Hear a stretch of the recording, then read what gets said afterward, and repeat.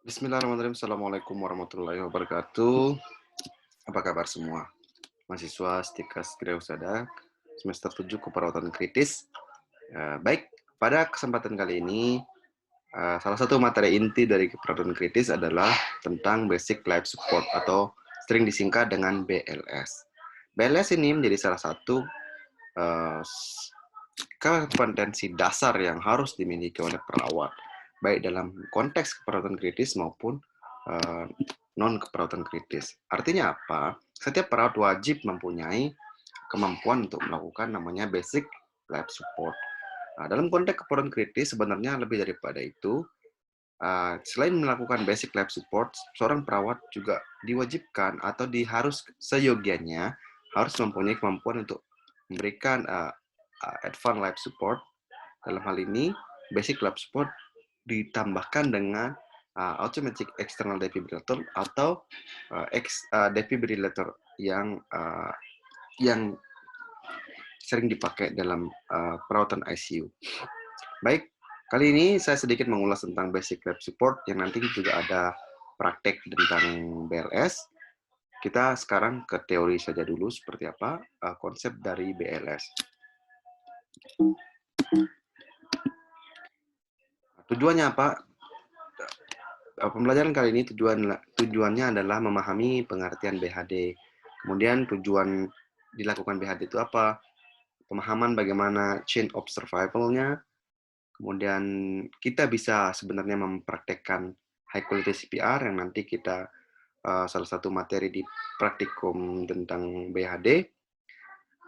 Selanjutnya Anda dapat melakukan rescue breathing dan pemahaman penggunaan AED. BHD atau bantuan hidup dasar adalah suatu prosedur penyelamatan darurat yang dilakukan ketika terjadi henti jantung. Ingat, penyelamatan darurat yang dilakukan ketika terjadi henti jantung. Resusitasi jantung paru atau sering disebut dengan RJP dapat menggandakan atau meningkatkan sangat minimal ini 3 kali lipat peluang bertahan hidup setelah serangan jantung atau terjadinya henti jantung atau yang sering kita dengar dengan istilah cardiac arrest berdasarkan AHA 2017. Jadi, dalam hal ini BLS itu dikhususkan atau diberikan kepada pasien-pasien atau seseorang atau siapapun yang mengalami henti jantung. Apa tujuan dilakukannya BLS atau Basic Life Support atau BHD? Yang pertama adalah mencegah terhentinya sirkulasi dan terhentinya pernapasan pada kasus henti napas dan henti jantung. Sehingga dengan cara memberikan kompresi pada dada itu diharapkan terjadinya sirkulasi. Sehingga sirkulasinya tidak berhenti. Dengan memberikan rescue breathing atau pernafasan pada korban atau pasien itu diharapkan tidak terhentinya pernapasan pasien sehingga oksigen bisa dialirkan ke seluruh tubuh. Nah, tujuan juga dari pelaksanaan Basic Life Support atau BHD itu adalah memberikan bantuan secara eksternal terhadap sirkulasi dan pernapasan. Jadi, karena pasien atau korban sangat minim untuk mampu melakukan sirkulasi dan pernapasan, maka diberikan bantuan secara eksternal oleh penolong. Dalam hal ini, sangat perlu kita perhatikan bahwa pada kasus-kasus kardiak arrest atau henti jantung, itu ada istilahnya rantai keselamatan. Apa itu rantai keselamatan?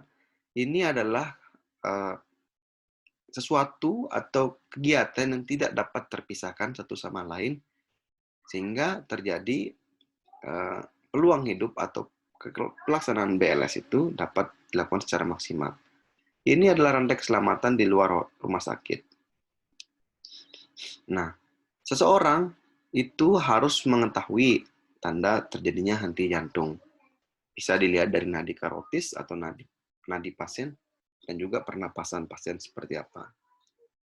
Jika terjadinya henti jantung, maka seseorang wajib memberikan informasi atau meminta bantuan atau menelpon siapapun untuk dapat memberikan bantuan. Dalam hal ini adalah Jika terjadi henti jantung di luar rumah sakit, maka seorang wajib menelpon petugas medis untuk dapat datang ke tempat terjadinya kejadian. Setelah itu nanti wajib juga secara keberkesinambungan dilakukan yang namanya CPR atau RJP, resusitasi jantung paru. Kalau CPR adalah cardiopulmonary P, cardio P pulmonary, R resuscitation. Yang sebaliknya dalam satu rantai keselamatan ini dilakukan juga namanya pemberian defibrilasi, baik menggunakan automatic external defibrillator atau yang disebut dengan AED atau defibrillator itu sendiri.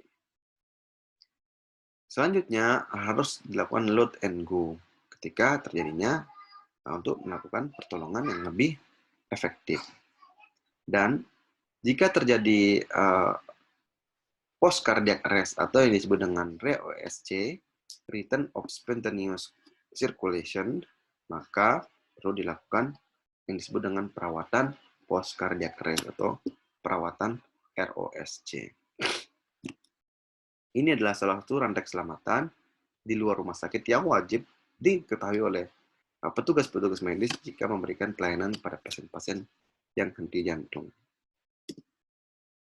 Nah, dalam memberikan CPR atau RJP, yang wajib diketahui adalah minimal ada disebut dengan high quality CPR. Wajib ini karena seseorang dikatakan mampu memberikan CPR atau RJP jika dia bisa melakukan minimal 5 hal ini atau 5 high quality CPR. Yang pertama adalah kecepatan. Kecepatan dalam memberikan kompresi itu adalah 100 sampai 120 kali per menit atau ketukannya seperti ini.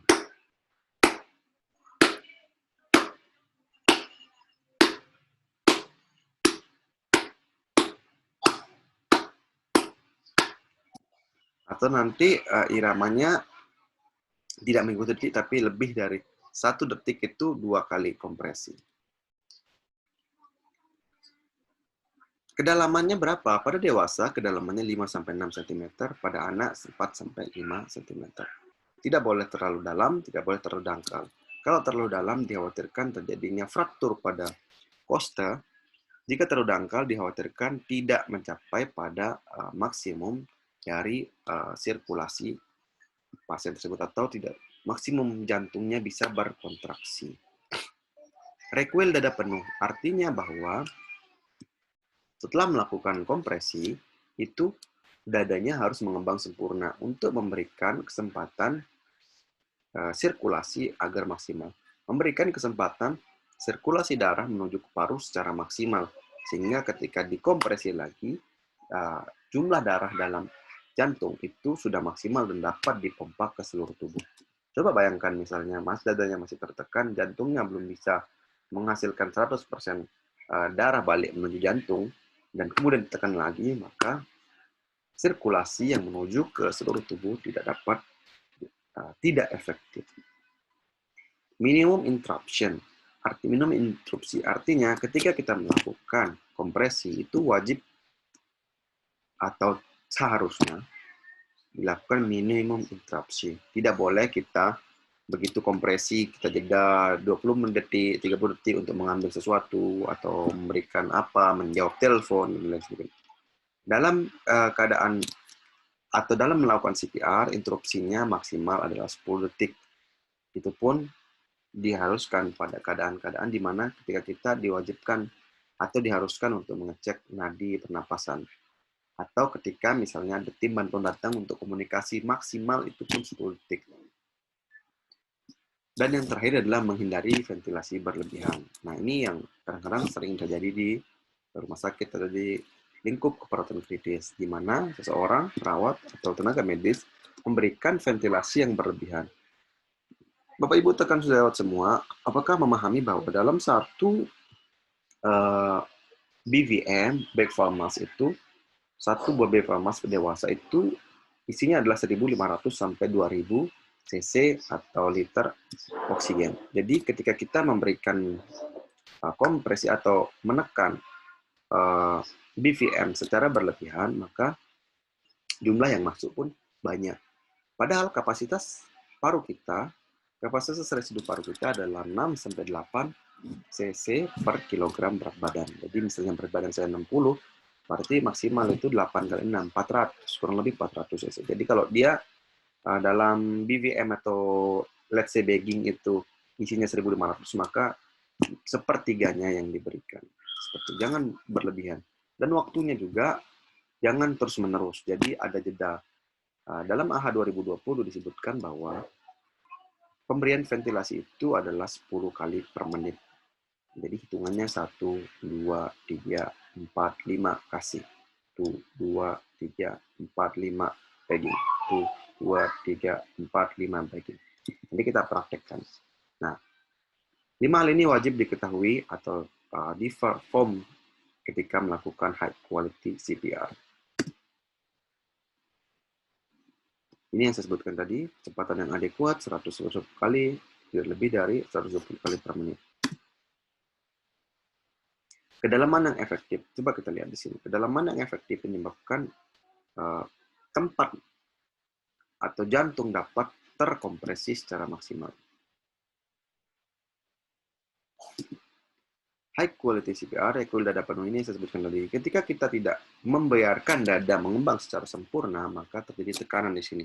Sehingga jantung tidak dapat menerima sirkulasi darah secara maksimal. Ketika kita melakukan kompresi lagi, maka jumlah darah yang dialirkan jantung ke seluruh tubuh itu menjadi berkurang. Sehingga tidak kualitas CPR-nya menjadi kurang baik. Minimum interruption. Interupsi dengan alasan apapun tidak lebih dari 10 detik. Ya. Kenapa 10 detik? Seseorang yang melakukan kompresi itu menyebabkan peluang hidupnya tadi, seperti yang seperti tadi, 3 kali lipat peluang hidup seseorang yang dilakukan kompresi pada kasus-kasus henti jantung. Sehingga dengan alasan apapun, sebaiknya kompresi tidak dapat dihentikan. Maksimal dihentikannya pun dalam waktu hanya 10 detik saja. Ventilasi berlebihan ketika kita tidak tahu bahwa ventilasi itu berlebih atau kurang atau seperti apa. Kadang-kadang kita dalam memberikan ventilasi baik mutu mask atau menggunakan BVM, itu kita juga harus melihat pergerakan dinding dada pasien. Atau disebut dengan chest rise. Dadanya meningkat atau mengembang, dadanya mengembang. Nah, dalam hal ini ada beberapa dalam AHA 2020 maupun AHA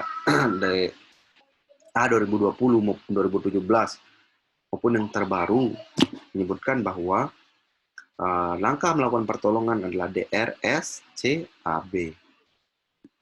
Ada 5-6 step. Yang pertama D, danger. Pastikan kondisi aman.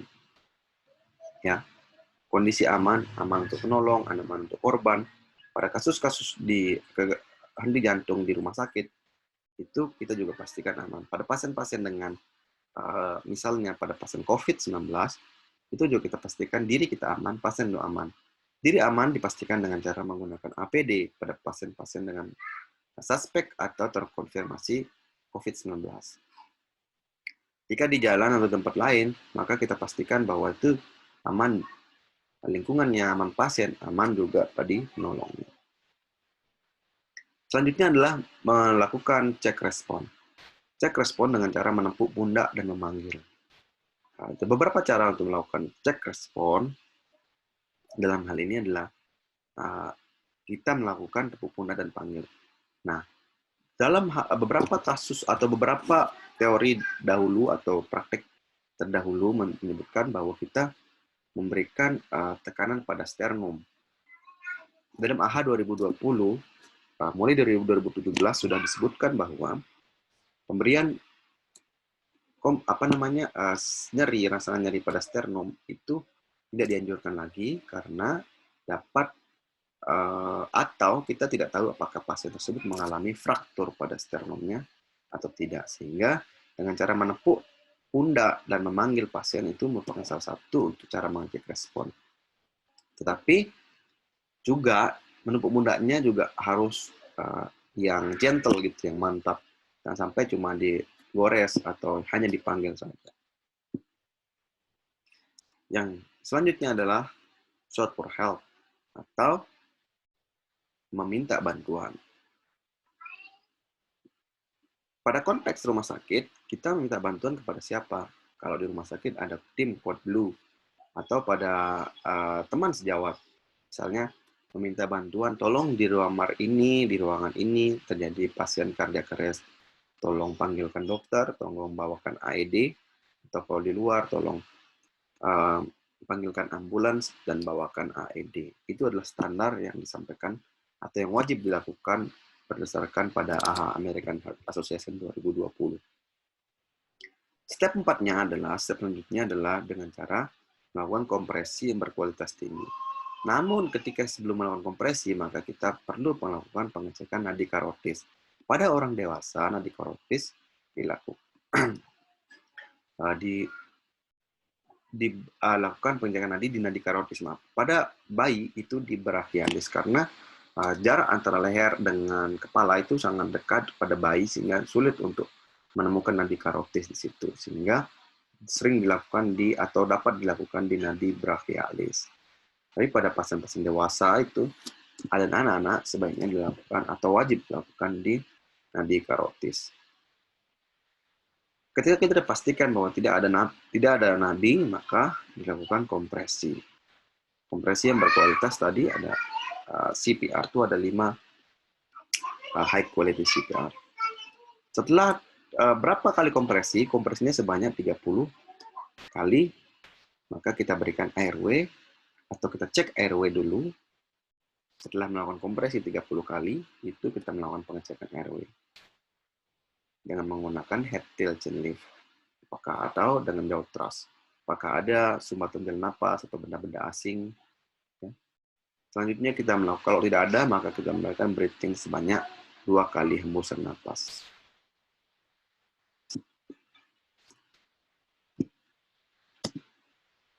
DRS CAB. Ingat, Dr. Andes CAB. Ini adalah algoritmanya. Sama seperti yang saya sampaikan tadi. Nah, pada teknik melakukan kompresi, pada adult atau dewasa lebih dari 8 tahun, maka kompresi dilakukan di tengah center of chest atau tengah dada. Menggunakan 2 tangan dengan posisi 45 derajat. Pada anak 1-8 tahun dilakukan menggunakan 1 tangan, dan pada infant atau di bawah 1 tahun menggunakan 2 jari atau telunjuk tengah.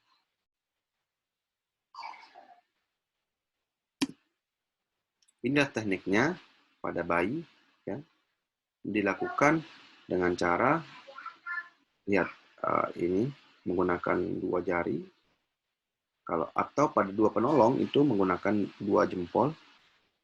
Pengecekan nadi dilakukan di nadi brachialis karena ini sangat tidak memungkinkan untuk dilakukan pengecekan nadi di karotis. Seperti itu. Ini pada anak-anak di bawah 8 tahun menggunakan 1 tangan. Selanjutnya adalah rescue breathing, adalah sebuah metode untuk memberikan pertolongan pada korban yang mengalami henti jantung dan henti napas. Rescue breathing diharapkan dapat memberikan tekanan positif saat inspirasi dan memaksimalkan kerja paru-paru.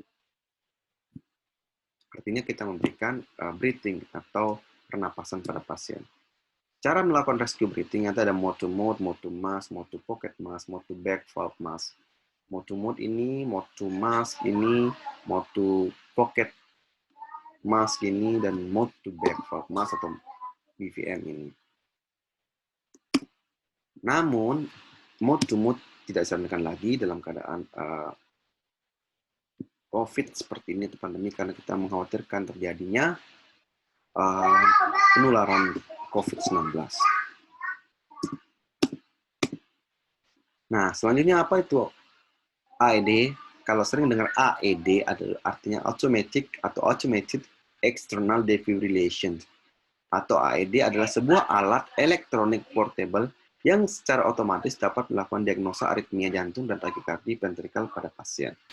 AED ketika kita berikan atau kita pasangkan dan dia memberikan shock atau kejutan listrik, maka akan membuat jantung berhenti sebentar dan kembali berdenyut berdasarkan ritme yang normal kembali.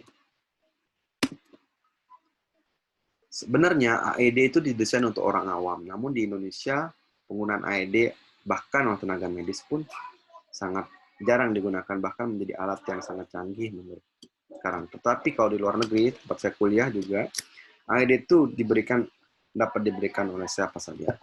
Termasuk dalam hal ini sebenarnya digunakan oleh orang awam. Hanya ada 2 tombol di AED, dimanapun AED-nya ada 2 tombol, tombol power untuk menghidupkan dan tombol untuk pemberian shock. Ada nanti coba saya rekamkan AED di rumah sakit Manambai, bagaimana bentuknya, nanti juga saya praktekkan sedikit, nanti itu yang saya kirimkan videonya. Atau di sini juga nanti ada video di akhir. Kita pertama tekan tombol power, kemudian kita pasangkan, kemudian kita instruksi. Dalam AED itu sudah instruksinya. Stop untuk melakukan CPR, lanjut CPR, menganalisis, jangan sentuh pasien, itu sudah semua sudah ada instruksinya. Semoga ini kedengaran. Everybody step back, please. Scene is safe. We can take it from here, sir. Well, you guys got it quick. Hey, can you hear me? Are you okay? He's not responding. He's not breathing normally, just gasping. Grab the AED. Nah, itu cara mengecek nadi. There's no pulse. 1, 2, 3, 4, 5, Remember, 6, push hard and fast. 9, At least 2 inches or 5 centimeters. Ini namanya AED. His chest needs to completely recoil after each compression. 21, 22, 23, 24, 25, 26, 27, 28. Analyze Everybody clear? heart rhythm. Do not touch the Nah, patient. itu akan AED. Let's switch now. Shock needed. Charging. Stay clear AED of says the shock patient. advised. Everybody Press clear? the flashing button now. Shock delivered. Begin CPR. 1, 2, Start 3, with 4, compression. 5, 6, 7, 20, 21, 22, 23, Analyzing 24, heart rhythm. 25, Stay 26, clear 27, of 28. patient. Let's switch again. Shock needed. Stay clear of patient. Charging. Press the Everybody flashing clear? now. Shock delivered. Begin 1, CPR. 2, 3, Start 4, 5, with compression. 6, 7, 8, 9, 10, 11, 12, 13, 14, 15, 16, 17, 18, 19, 20, 21, 22, 23, 24, 25, 26, 27, 28, 29, 30. Nah, pemberian napas 2 kali. 1, 2, 3, 4, 5, 6, 7, 8, Setelah 5 9, siklus, 10, maka 21, dilakukan 22, cek 23, 24, nadi. 25, Analyzing 26, heart 27. rhythm. Stay clear of Yeah. patient. Everybody clear? Let's switch. No shock needed. He's breathing, and it's normal. Cek nadi, There's a pulse. Let's get ready to transport. baru dilakukan transportasi. Yaitu gambaran dari CPR atau RJP dan penggunaan AED pada orang dewasa. Demikian, terima kasih. Jika ada pertanyaan nanti dapat dilakukan di kolom chat atau bisa pas kita pertemuan secara luring. Terima kasih atas perhatiannya. Assalamualaikum warahmatullahi wabarakatuh.